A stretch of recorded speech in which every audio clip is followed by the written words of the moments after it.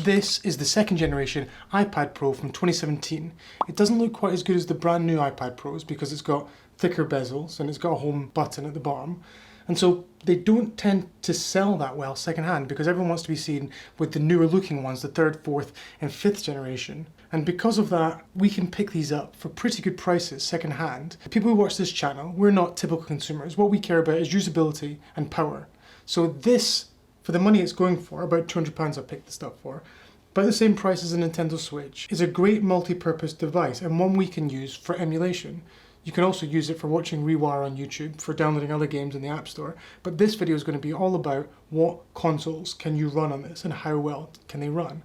Now there's a lot of videos on YouTube talking about how the new third, fourth and fifth generation iPads can run Gamecube and PS1 and everything like that. But those are £1,000 devices. I mean, what's the point of knowing you can emulate a £100 console on a £1,000 device? I mean, you could buy an Xbox Series X and a PlayStation 5 and maybe have money to spare, if you can find them, and have money to spare for the cost of the brand new iPad. So really, we've got to find out if the older iPads, if they can emulate, and that's what this video is going to be all about. Before we put it into action, let's talk about why this iPad is such a great little candidate as an emulation machine. When it comes to emulation, it's the CPU that matters most, and this iPad is packing what Apple call their A10X with 6 cores at 2.4 GHz. For comparison, the CPU you'll find an NVIDIA Shield TV or a Nintendo Switch is the NVIDIA Tegra X1 that has just 4 cores at 1.5 GHz. The A10X you find in these iPads has been exploited at a hardware level by a wonderful team of developers going by the name of Check Rain. What that means is it doesn't matter what version of iOS the iPad you buy is on, with this iPad Pro, the second generation, you'll always be able to jailbreak it. And that's really important for what we want to do, as Apple doesn't really approve of emulators and you can't find them in the iOS store. Another point to mention is just how portable this iPad is. Now it may seem obvious, but what isn't quite as obvious is that it weighs only 60 grams more than a Nintendo Switch, but you're getting pretty much 4 times the screen real estate. Okay, that's not quite fair. The weights I'm talking about include the Switch with Joy-Cons and just this without a controller, and you will need a controller for this because although all the emulators I'm going to play come with touchscreen controls, you don't want to use them, they're pretty bad. You'll need to pair it with a controller. I recommend the Xbox controller, but you can also pair it with a PlayStation controller. You can't pair it with a Nintendo Switch Pro controller, unfortunately, because for whatever reason Nintendo doesn't want us to have cross-platformness, so just the PlayStation or the Xbox controller. I wasn't able to get my Xbox Series X controller working with the iPad, so if anyone knows why, let me know, but I did get the older version of the Xbox controller to work very, very easily. The screen on the iPad is 10.5 inches at a resolution of 2732 by 2048, which is just shy of 4K. That gives us a pixel density of 264 pixels per inch. For reference, the Switch has a pixel density of 237 pixels per inch on its tablet. The iPad Pro also has a Pro Gamer Eat Your Heart Out refresh rate of 120Hz, although let's face it, there's no way any of the emulators I'm going to play today will be able to take advantage of this. What the emulators will be able to take advantage of, however, is having a screen that is exactly 4:3. This is what all the old games were made for. So normally when you play old Nintendo 64 games on a TV, you have to pick between either stretching the image or having black bars on either side. With the iPad, we get the perfect display and the games fill it up exactly. Let's jump straight into PS1, because let's face it, we all know this thing is powerful enough to play Game Boy and Game Boy Advance games on. And who wants to play Game Boy Advance on something this big when you can play it on something the size of your phone or buy one of the many emulation consoles I've recommended that are the size of my hand? PSP Go is my #1 recommendation. Using the PCSX rearmed emulator within RetroArch, the PS1 runs pretty near perfect. I didn't come across any stuttering or noticeable slowdown. In some games you can see that the frame counter indicates some frames are being skipped by the processing engine, but the audio was perfect all the way through. I played Tony Hawk 2 and Tekken 3 with absolutely no issues. It was 100% playable on the iPad Pro second generation. It gets a massive thumbs up from me, and I would recommend, if you want to play PS1 games, this iPad can definitely do it. Next, let's talk about a console that's almost identical to the PS1 in processing power, the PSP. Using PPSS PP on the iPad, the PSP also plays perfectly.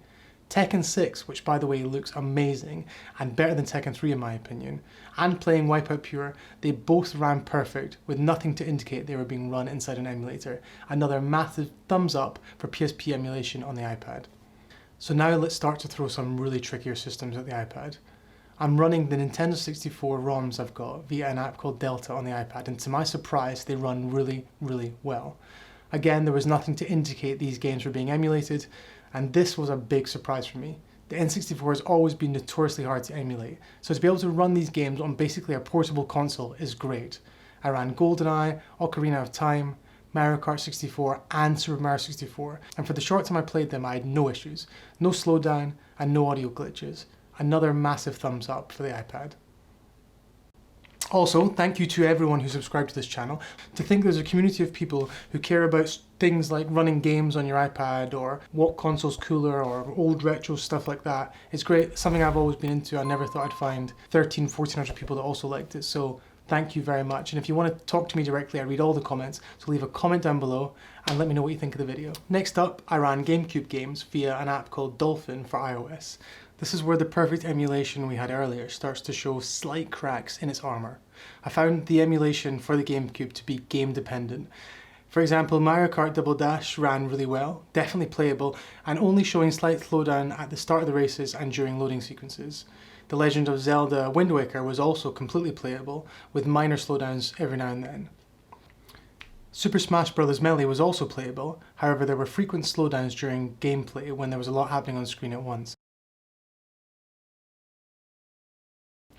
Super Mario Sunshine was similar, with the slowdowns happening sporadically and becoming quite noticeable in game. So the one game out of these four I wouldn't recommend playing is probably Super Mario Sunshine. All games I would say were playable apart from Super Mario Sunshine, where the interruptions in the starters were probably a bit too much. Don't underestimate this though. This is the best emulation I've ever seen for GameCube games, other than maybe a dedicated PC running Dolphin. Nothing else that's portable can run GameCube this well. And this is when someone who's really smart in the comments is going to tell me a system that actually can run GameCube better than me. So maybe have a look down below, and if there's a comment with maybe 20 thumbs up, then I'm wrong and there is something I just don't know about. It was a similar story with Wii emulation, but to be honest, there aren't many Wii titles you're going to want to play on the iPad, as the nunchucks aren't supported, so you're limited to maybe 5 games, like Mario Kart with a controller and whatever that 2D scroller is on the Wii with Mario that is rubbish, so don't bother. I also tried to boot up an emulator called Play, which attempted to emulate Tony Hawk's Pro Skater 3 for the PS2. Let's just say the least we say about that, the better. You definitely can't play PlayStation 2 on any iPads at the moment or any Android devices. I think it's just a bit beyond what our current devices are capable of.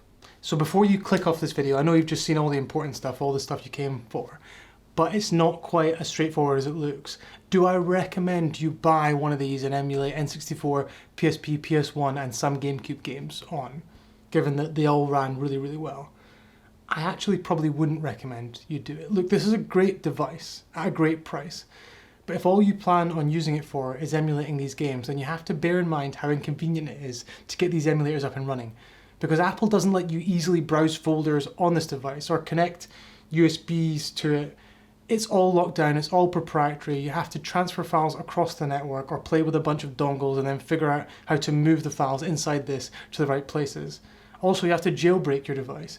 And if you don't own an Apple machine, then it's not as simple as you might think to jailbreak them. The screen is great, actually the best screen I've ever seen on something this small, but to be honest, I want something either really small and portable I can take around with me, otherwise I'm going to be sitting on the couch playing these old games. So the iPad is a form factor that just isn't convenient for me. It doesn't mean it's not convenient for you, but for my personal needs, I'm not going to use it that much for gaming. That's just it. This isn't just a gaming machine. So with all that said, it's still incredibly good value for money because of the bezel, because of this home button. And if you're in the market for a tablet, then this is the best bang for buck tablet you can buy. If all you want to do is play games on something that's portable, you're better either buying a Nintendo Switch or a PSP Go. And I've got a video on one side of me talking about which one of these I'd recommend. And I've got a video on the other side of me that YouTube thinks is the best video I've made specifically for you. So watch that one.